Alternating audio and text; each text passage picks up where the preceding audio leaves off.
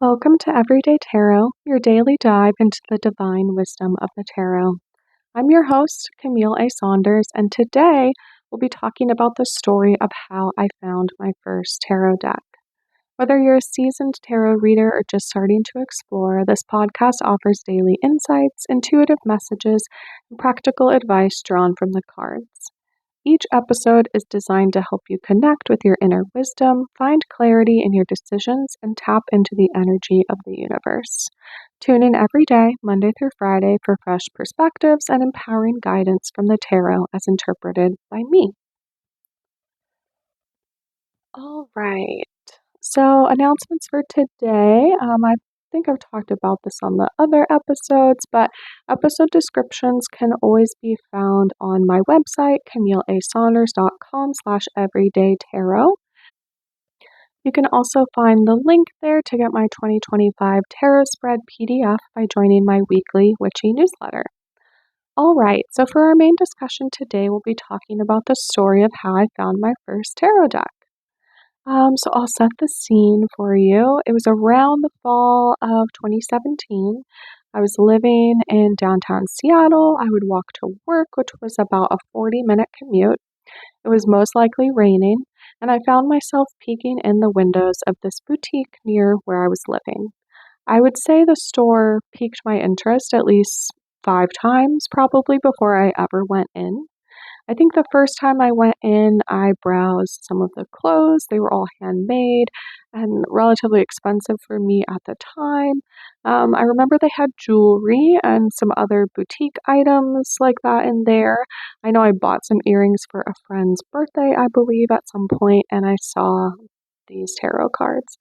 I don't know if I knew what tarot cards were at the time, probably from pop culture, but they were the only deck in the store.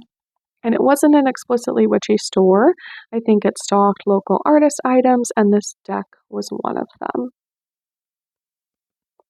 And I know that it took me, again, kind of a long time to actually buy the deck. I think I went in multiple times. I would sort of like browse around, but I didn't really know what I was in there for. Again, kind of the one time I bought something for a friend, but I really kept seeing these tarot cards. Again, there was only one deck, and they just stood out to me every time. So after a couple times, I think I finally went in and purchased the deck. So maybe you've heard this sort of like myth that a tarot reader is supposed to be given their first deck of cards or that it's bad luck to buy your own cards. Um, I don't really believe in that. If I had waited for someone to buy me a deck of cards or gift them to me, I don't know if it ever would have happened. And what really just, I felt like this was an example of sort of me figuring out what my intuition is. I think before this time, I didn't really know what that looked like for me.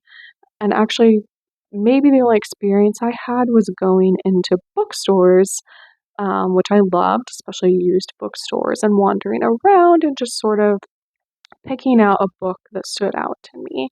That's sort of like what I think of around intuition, that right, I'm open, I'm going into the store. I don't know what I'm going to find or what exactly I'm looking for, but something's going to stand out to me, or I'm going to find the book that I need at that time.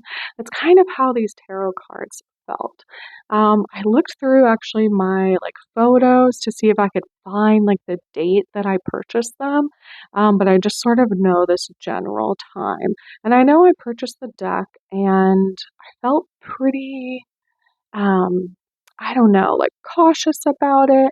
I felt like, oh, like I need to read the book. I need to learn, memorize all the cards, right? Again, it's another myth I've heard, or I've picked up a lot of books over the years about tarot that talk about, oh, memorize all the cards. Um, again, personally, like that didn't really work for me. It took me having my own deck physically. It took actually using an app for a long time. I think it was called Galaxy Tarot, where I could pull a card a day, like on my phone, and it would give me a little bit of a description and actually logged like every card that you pulled. So it was really nice because it kept sort of this journal of right when you have the repeat cards come up, which is definitely a thing that happens to me now. I'm not always personally good about writing down every tarot spread that I do. Personally, like, again, I don't really think it's necessary. I write down some spreads. Usually I try to write down what insights came to me from a spread. Um, but not having that app actually, I think really helped me because it sort of gave a brief description. I could log sort of the cards that I got, and it was sort of like, okay, I'm in and out like 1 or 2 minutes a day. Great, done. I think it took me a long time to actually like get to know my own tarot deck and that type of thing. And so, yeah, that's kind of like the story. I know it's not like super exciting or necessarily like, oh, this big moment that I knew I was a witch or that kind of thing. I'll talk a little bit more about like myself and my identity as a witch next episode. Um, but yeah, and I guess the other sort of the next part on my journey of reading tarot over time, I got a couple decks.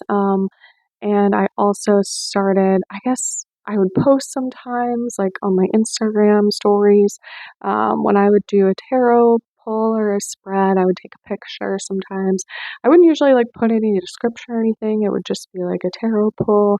I used to often like find, again, sort of like monthly or annual spreads, or sometimes like on a new moon or full moon spreads that other people created, and I would do that for myself. So a lot in the beginning, it was just sort of me trying to absorb information, get to know the cards, and that type of thing. Again, I'll talk a bit about the deck itself as we get into what the cards have to say, because I'm actually going to pull from that deck. Since it was my first tarot deck, it feels appropriate. But it's a pretty kind of standard deck. It's local to my area, which is nice, and that's maybe what stood out to me about it. But honestly, I think it was just the one that was there and available when, I don't know, I'm going to say the universe felt like I needed it. And again, sort of once I started maybe talking about that I would read my own tarot. I didn't consider myself a reader of tarot. I sort of still don't. I mean, I guess I do in some ways, but I've never been paid to read tarot for someone um, and that type of thing. I really only have read for friends or family when they found out that I read tarot sort of as a hobby and as a fun thing, and they were interested in it, which was really fun. I remember the first time that I read for some friends. Um, I think they asked me to bring a tarot deck like right after we went on a hike, and we ended up at this like hot chocolate store. I don't like cafe, and it was a really rainy, like terribly cold day. We were all terribly cold, and I read for my two friends that were there for me. This sort of, again, this deck I have is sort of like goth Pacific Northwest vibe. Um, and in this like candlelit setting, we had like a fireplace there. And I sort of just read it in a cafe for my friends. And that was really my first experience sort of realizing that when I pull cards for myself, like there are themes, or I might get the same card over and over again. But when I pull them for friends, it felt so much like the cards I pulled were so personal to them. There were cards that I felt like, oh, I never see that card. Like, what? Literally, like, I don't remember ever seeing that card. Of course, I have. I've looked through the whole deck, but it was just very interesting to have the experience of, like, oh, okay, like different people bring out different cards. Okay, so I'll sort of stop there for today. We'll kind of dive in and see what this deck actually has to say for today.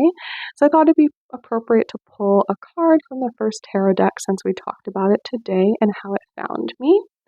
So the deck is the Sasuraibito, I don't know if I've ever said that out loud, tarot deck by Stasia Burrington. Um, it is formatted like a traditional Rider-Waite Smith deck, but has a bit of, like I said, like a goth Pacific Northwest vibe to it. It has sort of that like skeletal looking moth on the front of it.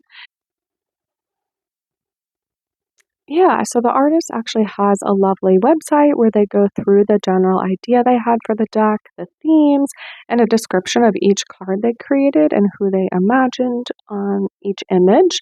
You can find it at www.stasiaburringtonart.com/guide. The link will also be in the episode description for this episode, which can be found on my website. All right, so today the card I pulled is the Star reversed. So the Star, generally, it's a major arcana card. It's kind of towards the end. It's usually seen as number 17 of the major arcana.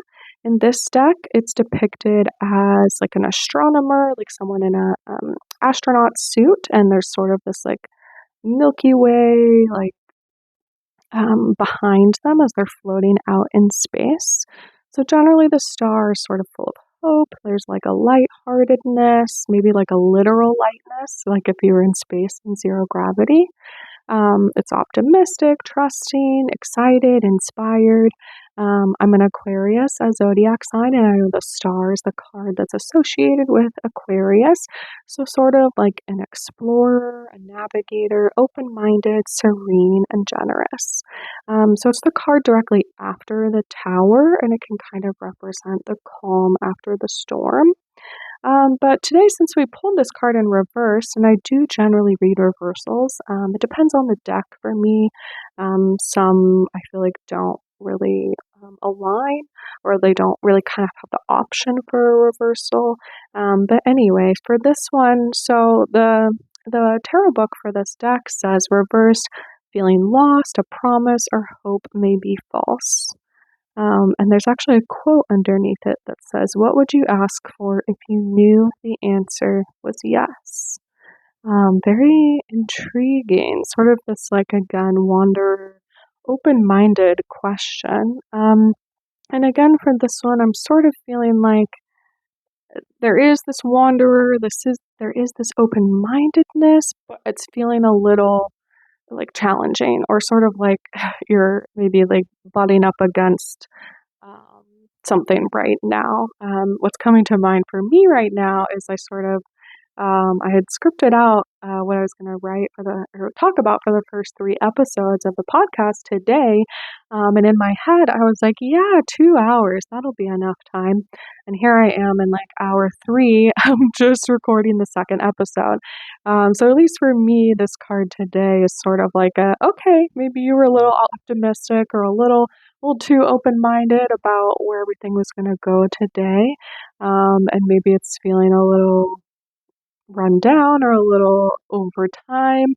And that's kind of what's coming up today. Again, if you ever want to see the card that I pulled in the image, you can go onto my website, CamilleASaunders.com/everydaytarot for the images of the card I pulled for each episode. And I'm going to wrap it up here for today. So thanks again for joining me on Everyday Tarot. Just as a reminder, the podcast will come out daily, Monday through Friday, for all of 2025. All right, see you soon. Bye-bye.